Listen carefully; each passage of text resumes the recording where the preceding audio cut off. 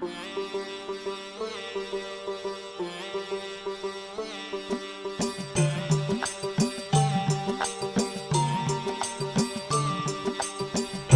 Shri Vishnu Namaha.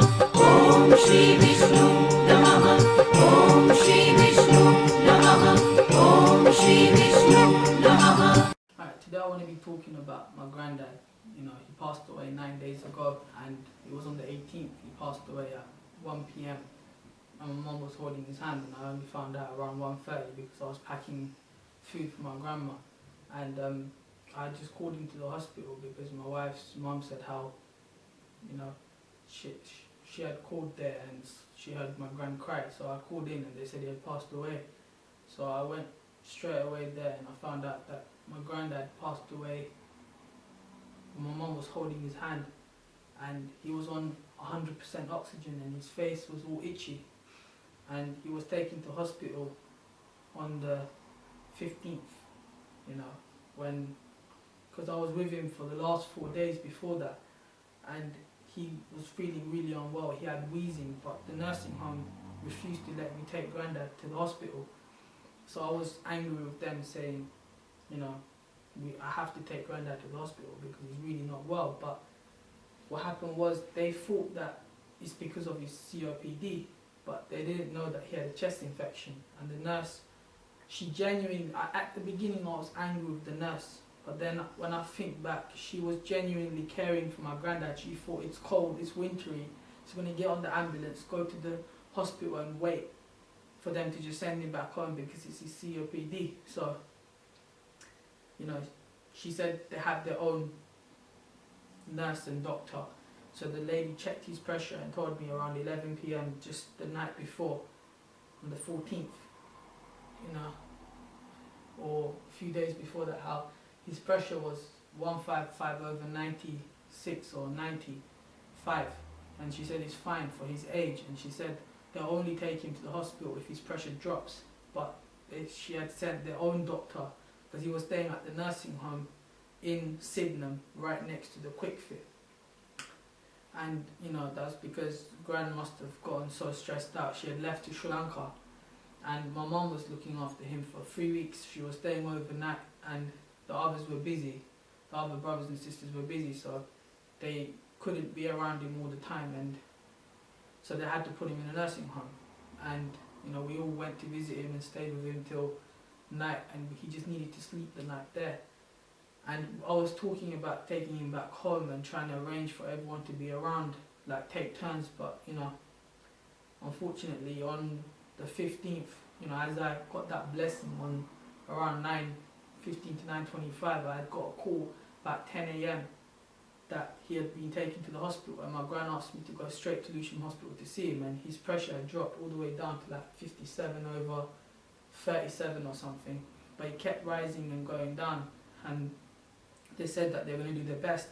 They managed to bring his pressure all the way back up, and they put him on 11 litres of oxygen, and you know, he had a very bad chest infection. So now I was annoyed, if I had only just taken him a few days earlier, would it have been, could we have saved him? But you know, I think it was time for my granddad to enter heaven, and Vishnu did come and take my granddad, because I never prayed. I only prayed this year when stress went through the roof, couldn't train. So I see granddad, he keeps calling me, other people are busy, so he's saying, what do I do, what do I do?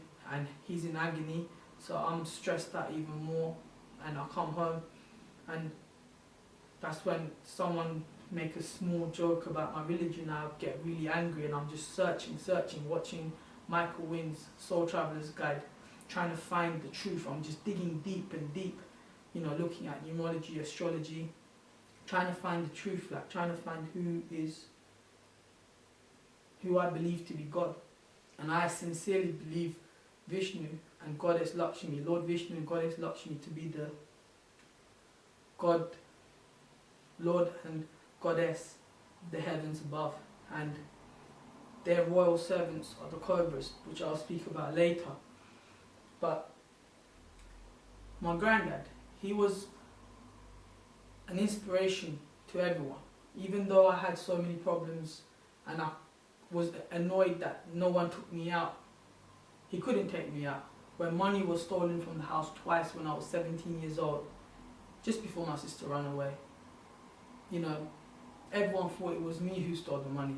And I had gone through so much stress, so many problems, and Granddad tried to take me there for 2 weeks, but then everyone started fighting with my gran and granddad when I was 17 years old, so I had to go back with my parents. My mum, my granddad and my grandma, they wanted me to be there to protect my mum, their daughter. They didn't know what to do. But whatever happened, happened. You know, at the end of the day, I realized now that my granddad was very old. He was probably like nearly 70 when he came to London, and you know, he had really bad asthma.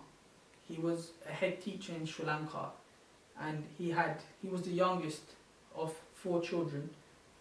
His eldest sister was a teacher, his other older brother was a policeman, his other brother was a environmental agent, and my granddad was a head teacher, and he was an inspiration to everyone. You know, even though I'm annoyed that I could have spent more time with my granddad, and you know, I didn't get a chance to do that, but I still visited often. When he was ill, like 2 years ago, he was taken to hospital. Me and my wife, you know, we cooked and we gave food several times. I went to see him, even though everyone else would create drama and problems. But my granddad was an inspiration. He took care of Gran. Gran was crying how he's never one day hit her. They'd been married for almost 53 years. My granddad was born on the 8th of August 1927, and even from like his numerology, I could see he had a lot of struggle. He had to fight against all odds. You know, us minority Tamils were always being discriminated by the Sinhalese, and when people like in my relatives that I don't get along with try to laugh at me for not getting a job straight away after I got my 2-1 degree, it was my granddad who called me over and said, "Look, Madison,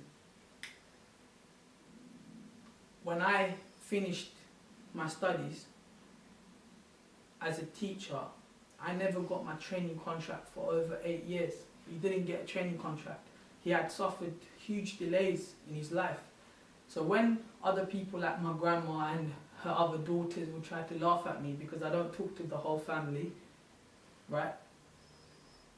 He would come and speak with his heart.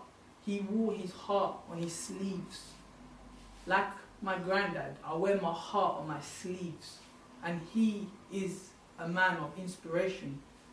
His passing, his transition into heaven is a great loss on earth for me and everyone else, all the good people out here, because he was a man of passion. He worked hard, he cared about his children. He lived in a 1-bedroom flat, and whatever money he got, his pensions, he just gave to his daughters. He just wanted peace, love and happiness. And my granddad will be greatly missed, but before he passed away, because I was worried that he's not going to be at peace, because in order for us to obtain moksha, we have to be at peace when we pass away. And you know, my granddad always prayed with devotion. He prayed twice a day, every morning and evening, before, you know, he has breakfast, and he prayed before dinner. And he mostly ate vegetarian diet. He just ate fish to maintain his iron levels. And I was worried that I'm praying for my granddad to get moksha. I'm praying and crying to Lord Vishnu, because my pain had gone so much that I had to cry. You know, I reached that point where I couldn't train so much in the gym. I've been getting fevers non-stop since March of this year. So I had nowhere to run. If I did train, I'd have severe fevers and knees, bones, aches. But before his passing, because he was always praying to Lord Vishnu and all the other Hindu deities, which are him multiplied. And my granddad basically told, you know, my mum, all these years you cooking for me is enough. He told my grandma, I've been with you long enough here. He told my mum's older brother to bring a torch, because he said it's dark here, I need the torch to help me find the light. And he started moving his bed sheet, and you know, before he passed away, because on the night of the 17th I was with him the whole day on the 17th, and then I was going to see him often as well because everyone else was busy. I was taking my gran and taking my mum, driving around, staying with my granddad, and so my grandma didn't ring me on the 17th on the night because she knew I had barely been sleeping. I told her I kept getting fevers and I'm not feeling very well. So the 17th night he got very critical. Now around 1 a.m. before I went to sleep, I prayed for him, and apparently he nearly passed away at 1 a.m. and I saw him on the 17th about, I don't know, probably about 8 o'clock or 9 o'clock or 7 o'clock. I went to see him, and you know, I told him to stay strong because he could speak but he had to wear the oxygen mask. And I said to Granddad, after this hospital I just want you to relax and get better. We're going to take you back to your 1-bedroom flat and we're going to take turns, and if anyone doesn't come, I'll bring them here and you know, we'll talk to them. But what happened is that I told him to relax. He had been given antibiotics because he had a very bad chest infection, and they said that they're going to have to see if his body can fight it off, because they said that they're not going to put him on life support, because if they put him on there, you know, his lungs have already reached like very bad stage. If they put him on, they can't take him off it. So they're going to give him 11 litres of oxygen and try their best. But I think the infection had gotten so bad that his body couldn't fight it. You know, he ripped his mask off and 2 nurses came to grab him. He just pushed their hands away and said, no, I can't take this anymore. He was holding my mom's hand, and as he was talking, he just stopped breathing like that. Just the most blissful passing ever. And that proves to me that there's heaven, because that 17th in the night, I wasn't called in to the hospital because my gran told everyone, let him sleep, because he's been coming here non-stop and spending time with Granddad, and that boy needs to sleep. So they didn't ring me on the 17th night. So that night he was wearing his sheets like as if it's a verti, because a verti is what we Tamils wear. And Granddad was like, give me the new verti and the torch to my mum's eldest brother, so the eldest son, the second one. And Granddad said he puts tirunuru, you know, when we go temple, we just a white powder that we just put here, but he always puts it on his stomach after he comes from the bathroom. And on the bed he actually started putting it and thinking the sheets to be verti, and he actually he did something else. What did he do? Recently, a few weeks ago, a surveyor in Sri Lanka, within a month of him passed away. My grandma went there because she wanted to relax as well, because she's not feeling well, and she wanted to see him as well because he needed to have a kidney transplant. He was in his 50s, and my granddad's mouth was moving like. And they asked, what's happening? What are you doing? And my granddad was like, Siva's calling me, and he's lonely. He wants me to come to see him. And you know, everyone was just shocked. And then he spoke and he said, no, don't worry, he'll go away. And then, so everyone was getting scared, thinking that he's going to pass away soon, but they didn't think he'll pass away so soon because he's had chest infections before. You know, even though he's had lots of illnesses with his COPD, because when he was working in Sri Lanka as a teacher and he excelled and became a head teacher, he used to smoke cigars because everyone thought it was good for you when tobacco first came out. So he used to smoke cigars quite often, a lot. And it was only after his lungs had been completely damaged and he got very bad asthma and wheezing that he stopped. But he kept fighting. You know, he kept fighting his COPD to the very last breath. He's been taking asthma pumps. He's been a real general. My granddad is the true inspiration. He was a great man. He was well educated. He was well mannered. When everyone tried to ridicule me at the slightest opportunity, he came forward and he says, you know, don't worry, be patient. He always spoke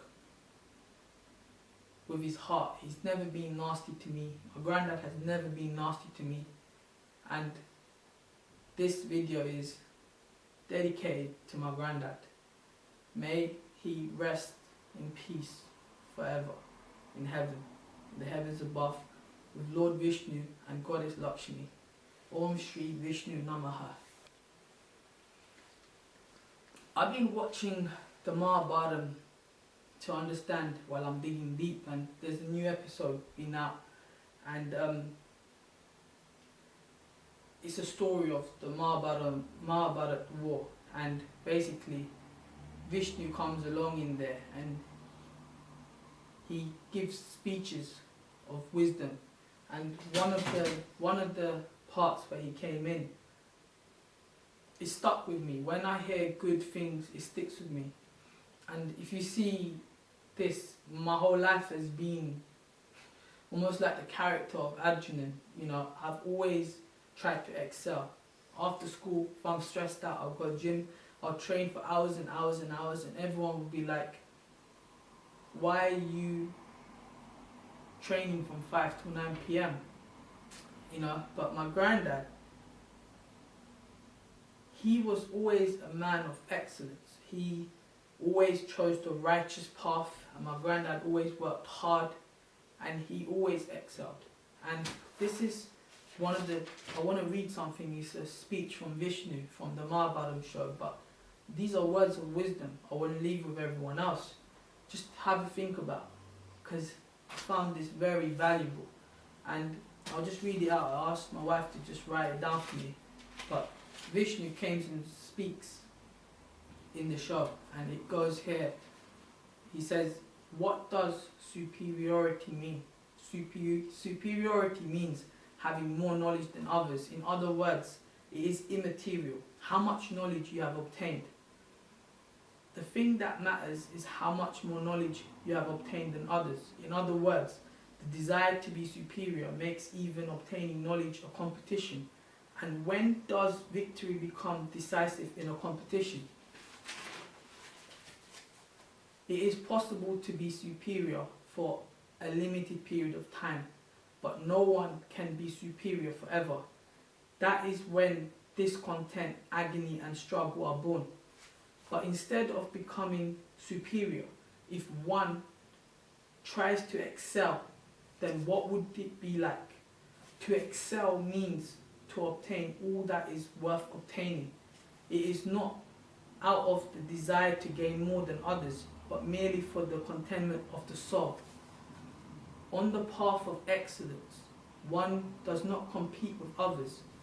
It is a competition with oneself. In other words, one trying to excel will sooner or later gain all the knowledge. Even without trying, he becomes superior. But the one who tries to be superior may or may not succeed, but he can never excel. It's a very powerful, powerful speech from Vishnu, from the Mahabharata show. It's a very, very important piece of knowledge and wisdom that we must try to excel and not compete. We must try to compete with ourselves and not try to be superior to other people, because in the end of the day we are all equal. We are all God's children, no matter what religion you are, no matter what profession you are. We must all remember that we must all worship the Heavenly Father with devotion and pray for peace and follow those of Mother Teresa and Gandhi to enter heaven, because they demonstrated to us with their actions how to enter heaven and how to lead humanity in the right direction. And that's all I wanted to say. Thank you. I hope you guys have a good day. See you later. Bye.